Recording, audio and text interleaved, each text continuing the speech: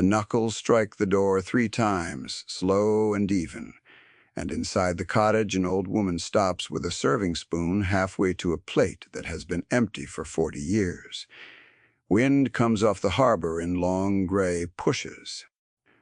The second plate sits where it always sits, rinsed and dried and set out the way she sets it every Sunday. And now there is a sound that does not belong to any Sunday she can remember. Mabel Tennant did not move for a moment. The kitchen smelled of boiled potatoes and the salt that lives in every wall of every house in Sable Cove, Maine, and the knock came again 3 times. Patient, the way a man knocks when he has decided to wait however long it takes. On the porch stood a Marine in a weathered camouflage uniform, and beside his left boot stood a German shepherd with a tan black coat and ears that did not move. The dog watched the door. The man watched the dog. Neither of them looked like they were in a hurry, and that, more than anything, was what finally pulled Mabel's hand off the spoon and carried her down the short hall to the front of her own house. If a story can find you on a cold afternoon and refuse to let go, this is one of those stories. Stay with it to the end. To the end. To the end. With this, there is a plate in it that has been waiting longer than most marriages last, and before this is over, you will learn who finally sits down behind it. Mabel opened the door. The width of the chain. The cold came in first. Then the smell of the man, wood smoke and wet wool and something clean under it and the dog's breath, fogging in the gray light. "Mrs. Tennant," the Marine said. His voice was low and careful. "My name is Wade Castellano. I serve. I'm not selling anything, and I'm not from the county. I'd like a few minutes if you can spare them. It's about your husband." The dog's ears came forward, then just slightly, and the man glanced down at him the way other men glance at a watch. Whatever he read there seemed to settle something, because he did not push the door and he did not raise his voice. He simply waited. Mabel had heard the words "about your husband" before. She had heard them from a chaplain in 1986, and from a clerk at the records office in 1991, and from a young man with a clipboard just last spring. And every time the words had arrived to take something from her rather than to bring something back, she had learned the difference in a person's face. This man's face did not want anything. That was new. She closed the door, slid the chain, and opened it again. Sable Cove sat at the bottom of a long arm of water, where the spruce came down almost to the tide line, and the boats rode at their moorings like tired animals. It had been a fishing town, and was now mostly a town that remembered being one.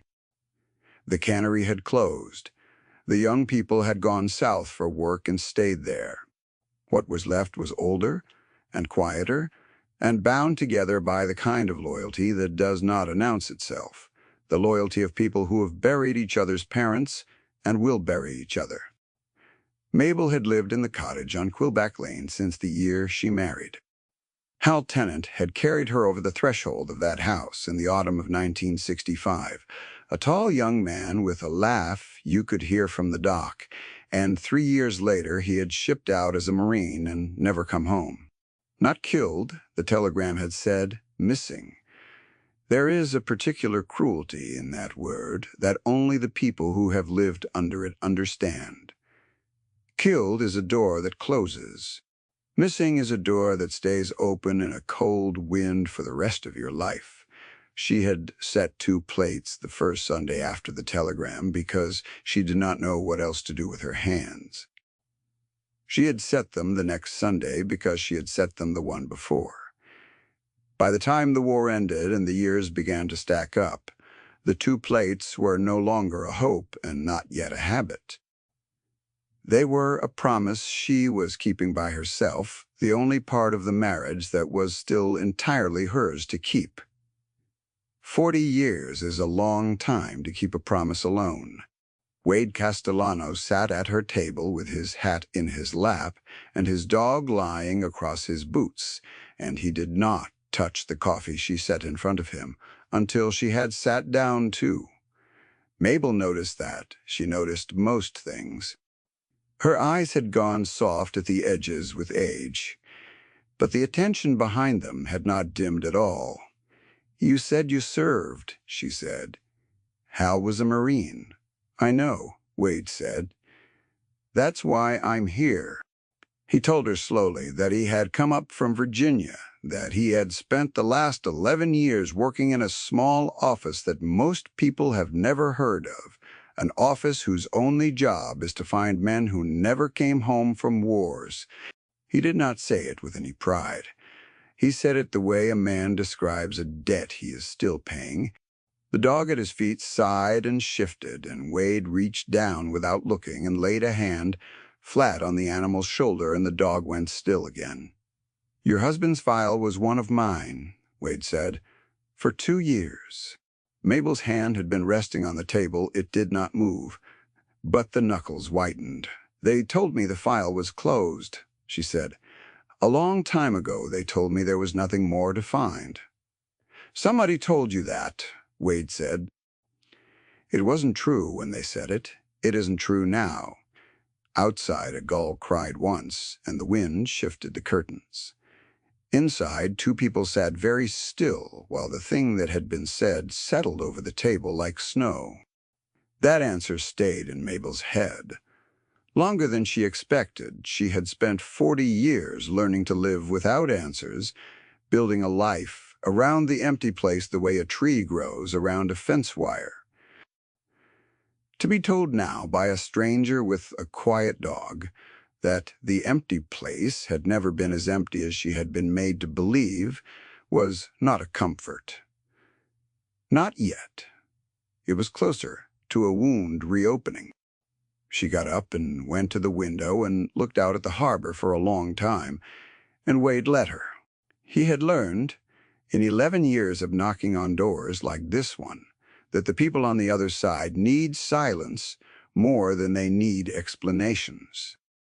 He watched her back, the curve of it, the cardigan worn thin at the elbows, the gray hair pinned the way women her age had pinned it their whole lives. The pressure in his chest tightened. He had carried a lot of folders up a lot of walkways. This one had sat differently from the start. "Why now?" Mabel said to the window.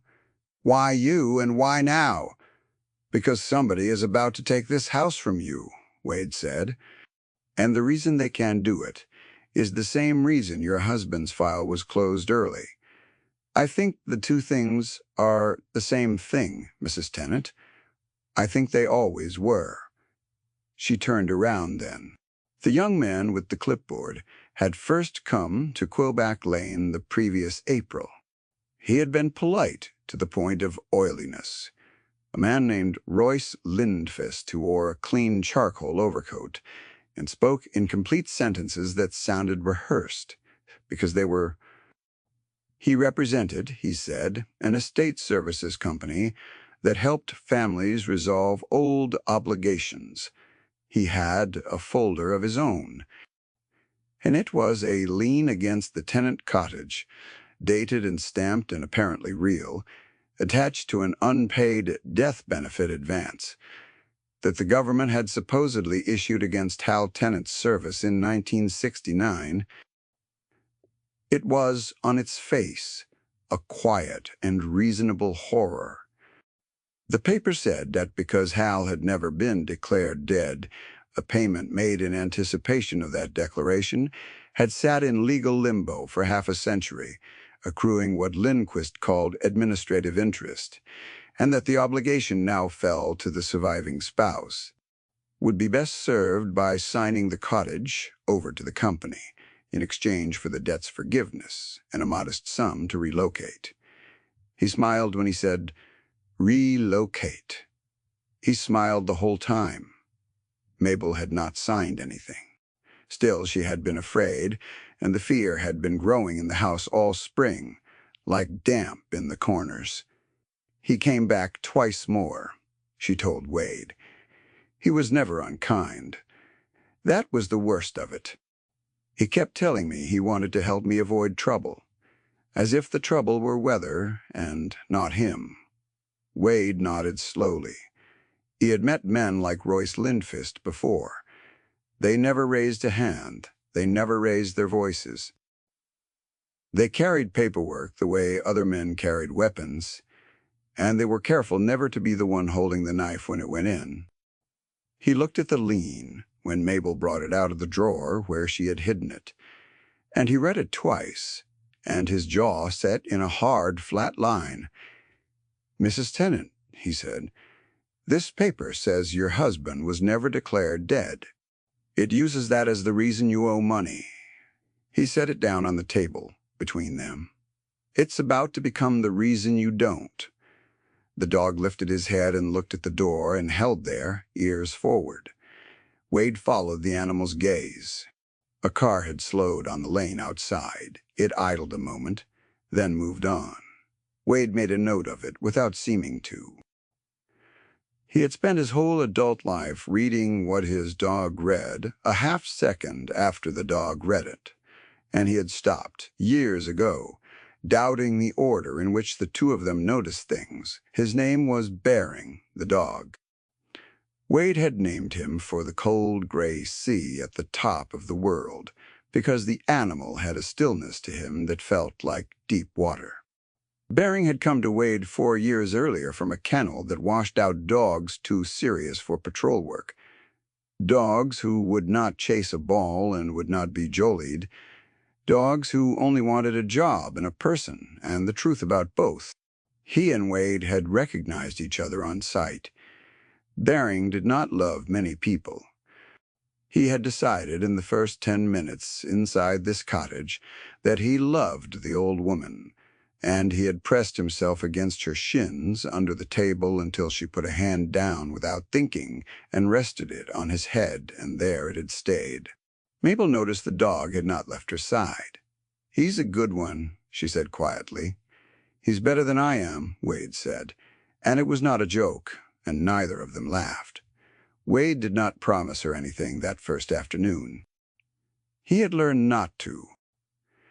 He told her only that he would stay in town a few days, that he had taken a room above the hardware store on Main, and that before he did anything else he wanted to see the bottom of what Royce Lindfist's company was actually built on. He left his card on her table.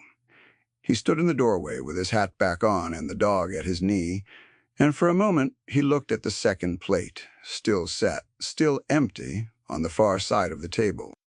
"You've kept that a long time," he said. "Since before you were born," Mabel said. Wade looked at it a moment longer. "Keep it set," he said. Then he and the dog went down the porch steps into the gray, and Mabel watched them go. And for the first time in a very long while, the empty house felt like it had something in it besides her.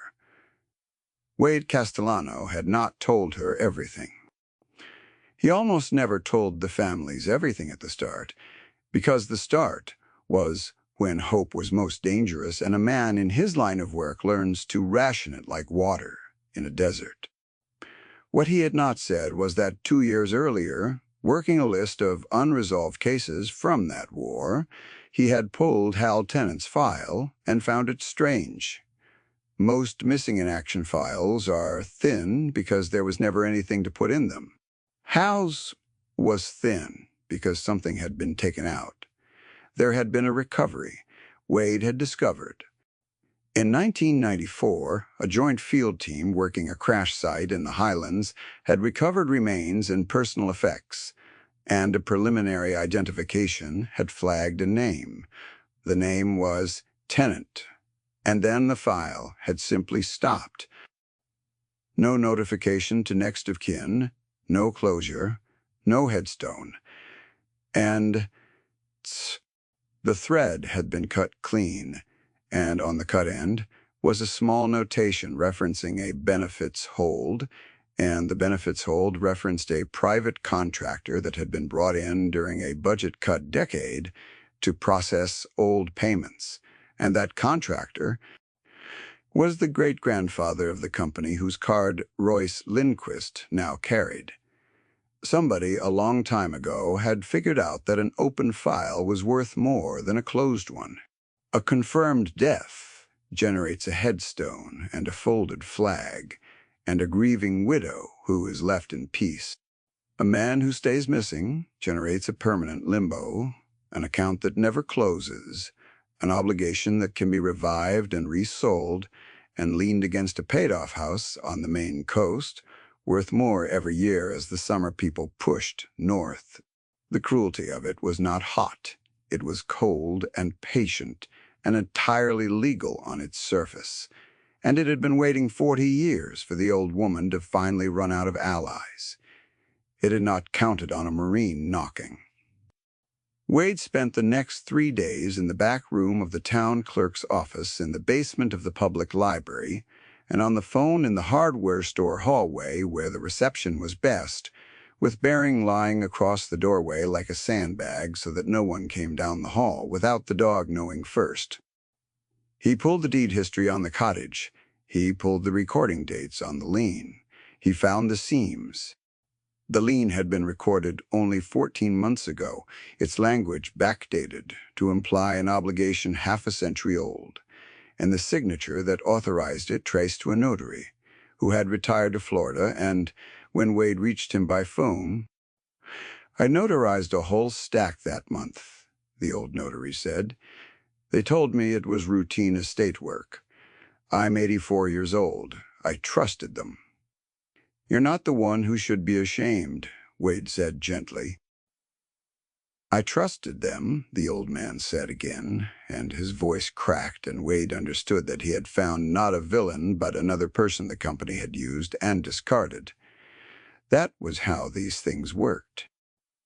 The men, like Royce Lindquist, never dirtied their own hands. They borrowed other people's, and they borrowed other people's trust, and they counted on no one ever having the patience to walk the chain all the way back. Wade had nothing but patience. Standing watch had taught him how to wait, and carrying men home had taught him never to leave a thread lying where someone else could cut it. On the 4th day, Royce Lindquist found him. Wade was sitting on the bench outside the hardware store with a paper cup of coffee and Bering at his feet when the charcoal overcoat came up the sidewalk and stopped in front of him, and a smooth voice said, "You're the gentleman who's been asking questions about my company." "I am," Wade said. He did not stand. Royce Lindquist smiled. He was younger than Wade had pictured, with a clean jaw and pale, careful eyes and the manner of a man who had never once in his life raised his voice because he had never once needed to. "I admire it," he said. "Loyalty. The military instills it. Even so, you should understand that Mrs. Tennant's situation is a legal matter, a sad one, and sentiment doesn't change the paper. The debt is real. The lien is recorded. I'd hate to see a decorated veteran waste his leave fighting weather." There was that word again, weather. As if the thing happening to Mabel Tennant were a season instead of a choice. Bering had risen to his feet. He did not growl. He simply stood square and still between Lindquist and the bench, his ears forward and his dark eyes fixed on the younger man's hands, and Lindquist's careful pale gaze flicked down to the dog and stayed there a beat too long. "Your paper says my friend's husband was never declared dead," Wade said. "That's the foundation of the whole thing. No declaration, open obligation, your lien." He took a slow sip of coffee. "What happens to your paper if he gets declared dead, properly, with a date and a place and a name on a stone?" For the first time the smile faltered, only for a moment. Then it came back, smoother than before. "That would require a finding that doesn't exist," Lindquist said. "That would require a finding that does exist," Wade said, "and has for 30 years. Somebody just had a reason to keep it in a drawer."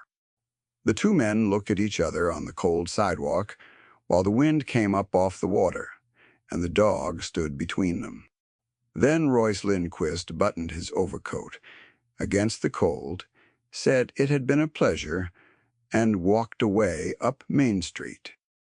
Wade watched him go, and knew with the certainty of a man who has hunted patient things that he had just told the wrong person exactly what he was looking for. He should not have said it. He knew that the moment it left his mouth. He had told Lindquist that the finding existed, and a man who had buried a finding once would not hesitate to bury it again. The race that had been quiet until that morning was now a race, and Wade had fired the starting gun himself. That hit him harder than he expected. He called Virginia that night from the dark hallway with the dog's head heavy on his boot. The recovery records from 1994 had been sealed under the benefits hold, and to unseal them required a request that would take weeks through normal channels, and weeks was exactly what he no longer had. There was a faster door. A man he had served beside, now working inside the identification laboratory, could confirm whether the 1994 remains had ever been positively matched, and to whom. Pulling that confirmation as a favor, off the record, ahead of the paperwork would put that man's job in his hand. Wade stood in the dark a long time with the phone warm against his ear before he made the call. Bering watched him the whole time, and when Wade finally dialed, the dog let out a long breath and closed his eyes, as if the decision had been the thing he was waiting on. 2 days passed. Royce Lindquist did not come back to Quillback Lane, which frightened Mabel more than if he had. Wade understood it differently. Lindquist had gone quiet because Lindquist was working. Somewhere, a phone call was being made to whatever was left of the old contractor. A record was being pulled toward a shredder. A thread was being readied for one final cut. Wade had set a thing in motion, and now both men were reaching for the same fragile truth in the dark, and only one of them could reach it first. The black part of it came on a Thursday. The men inside the laboratory called Wade back, and his voice was tight. The 1994 file, he said, had been flagged for destruction. The order had come through that morning, routine in appearance, citing a closed matter, and a retention schedule that had supposedly expired. Unless someone with standing intervened within the week, the physical records and the preliminary identification would be pulped, and with them the only documented chain that connected the recovered remains to the named tenant. The lab could rerun the science in theory. The trouble was the comparison samples, the family reference material Mabel had given the Army in 1986, which had been logged into that same file. If the file went, the fastest road to a name went with it, and an old woman would die of age before the slow road ever reached her. Wade sat in the dark hallway with that news and felt, for the first time in a long while, the floor go out from under him. He had come to Sable Cove to bring an old woman the truth, and instead he had taught the people hiding it exactly where it was, and now it was about to be ground to paste in a basement 900 miles away. Bering pressed against his leg, and Wade put both hands in the dog's coat and held on, and the dog did not pull away, and the two of them sat there in the dark of a stranger's town, and neither of them moved for a long time. He almost left. He almost packed the truck and drove south to throw his body between the file and the shredder, because that was the kind of fix his hands knew how to make. Standing watch, though, had taught him the difference between the fight in front of you and the fight that matters, and the fight that mattered was not in a basement in Virginia. It was here. It had always been here. Royce Lindquist's whole structure stood on one rotten board, the claim that Hal Tennant had never been declared dead. And Wade did not need to save every page in the file to pull that board loose. He needed to put the truth into the world publicly in front of witnesses in a form that could not be quietly destroyed because too many people would have seen it. A document can be shredded. A room full of neighbors cannot be. He went to see Pastor Esther Quill.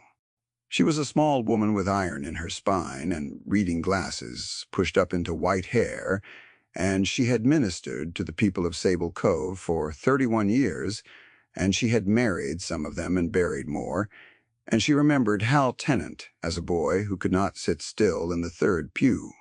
She listened to Wade for an hour without interrupting, her hands folded on her desk, and when he finished, she took off her glasses and looked at him. "You want the supper," she said. "Ah." The harvest supper was the oldest tradition the church had, a thing that predated the pastor and would outlast her, held every autumn in the fellowship hall with long tables and the whole town. It was 4 days away. It was the one night in the year that every household in Sable Cove came through the doors, the summer people gone, the boats hauled out, the whole remembering town in one warm room against the cold. "I want the supper," Wade said. "And you want me to give a stranger the floor in front of my whole congregation to talk about a lien?" "No," Wade said. "I want you to give a Marine the floor, to bring Hal Tennant home." Esther Quill was quiet for a moment. Then she put her glasses back on and reached for the phone. And Wade understood that he had found the second thing a man in his work can never do without. After a good dog. He had found an ally with standing, who had loved the same people he was fighting for, and who was not afraid. The work of those 4 days was not heroic to look at. It was phone calls and paper and driving. The man in the laboratory, his job already on the line, pulled the preliminary identification record and the chain of custody log before the destruction order could be carried out, and overnighted certified copies to the pastor's address rather than Wade's, so that even if someone was watching the Marine, the truth would land somewhere else.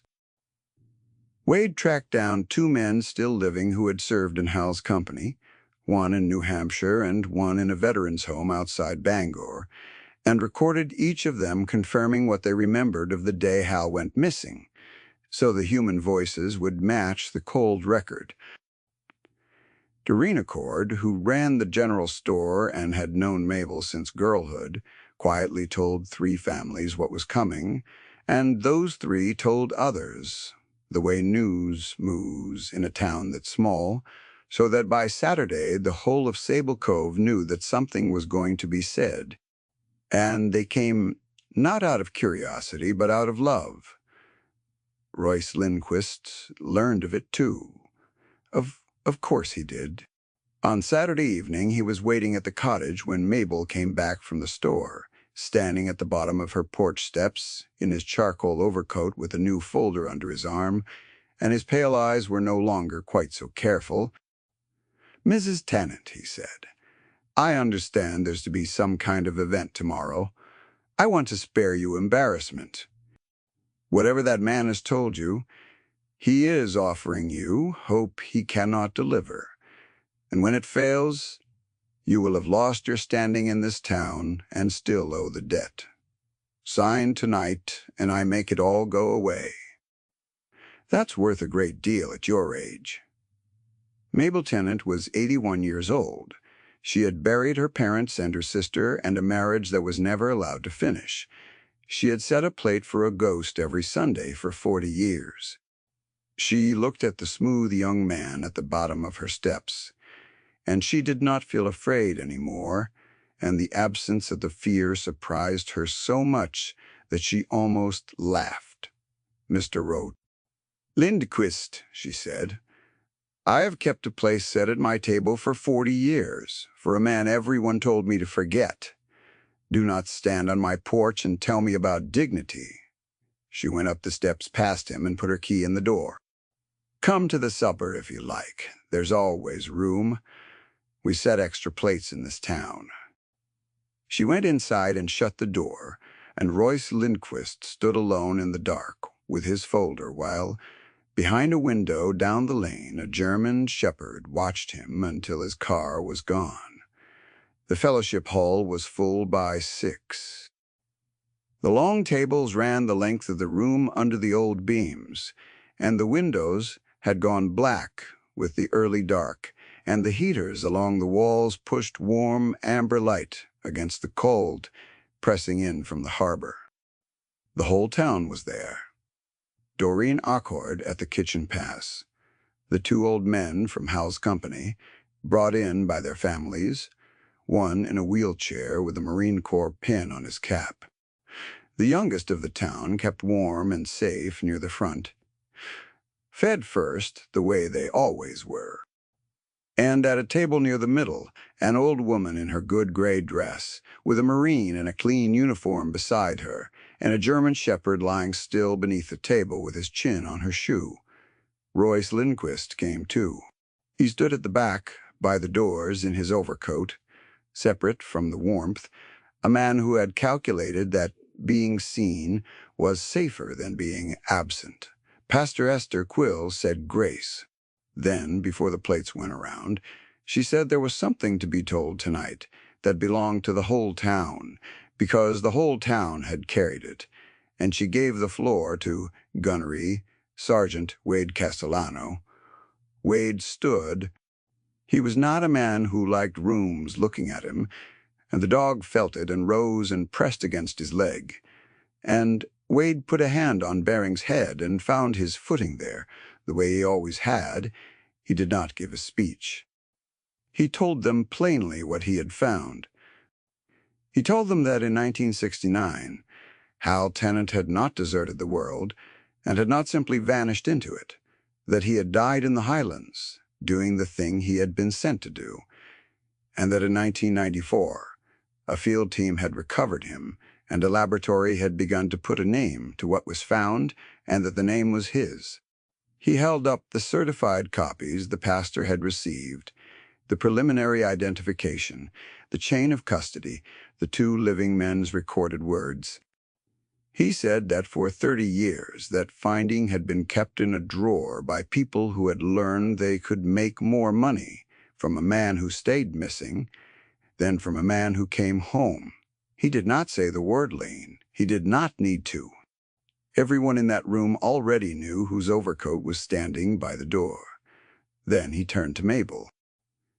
He said that the Army owed her a notification it had failed to give her for half a century, and that he was not the Army, but he had carried a lot of men home, and he would carry this one the only way that was left to him, which was to say it out loud in front of the people who loved him so that it could never be put back in a drawer again. Mrs. Tennant, Wade said, and his low voice did not quite hold, "Your husband was found. He has a name and a date and a place. He is not missing any more." The room was very quiet. The old man in the wheelchair was weeping without sound. Mabel Tennant sat with her hands in her lap and her chin up, and the tears ran down the lines of her face, and she did not wipe them, and the dog rose from under the table and put his head in her lap, and she bent over the animal and held on. At the back of the room, Royce Lindquist understood that he had lost. His entire claim had rested on one word, missing, and that word had just been taken from him in front of 200 witnesses and a sheriff's deputy who had come for the supper and was now standing very thoughtfully by the door. There was no document left to shred that would unsay what the whole town had heard. He did not make a scene. Men like him never do. He buttoned his overcoat against the cold that had gotten inside it, and he slipped out the doors into the dark, and he did not come back to Sable Cove. The lien was challenged within the month and collapsed under the weight of the backdated signature, and the Florida notary's sworn confusion, and the company behind it, dragged at last into the light, dissolved into the smaller, cowardly companies it had always been. The house on Quillback Lane stayed, Mabel Tennant's. It had never really been anything else. That was paperwork, though, and paperwork was never the point. The point was a warm room full of people who had decided all those years to keep loving a woman the world had tried to forget, and who now rose from the long tables, one after another, and came to her and held her hands and told her they had never once stopped believing her husband had been somebody worth waiting for. They buried him properly in the spring. The army, once the truth was in the open and could not be pulled back, moved with something that almost looked like shame. The remains were confirmed and released. A headstone went up in the small cemetery on the hill above Sable Cove, white as the first marker in a long row, with Hal Tennant's name on it and a date in 1969, and the eagle and the anchor cut into the stone. The whole town climbed the hill on a bright, cold morning, with the harbor glittering below, and an honor guard folded a flag into a tight triangle and put it into Mabel's hands 40 years late, and a bugle played the slow notes that have ended every Marine's service since there were Marines, and the sound carried out over the water and the spruce and the moored boats and the whole remembering town. Wade stood at the back, out of uniform now, in a wool coat with the dog at his knee.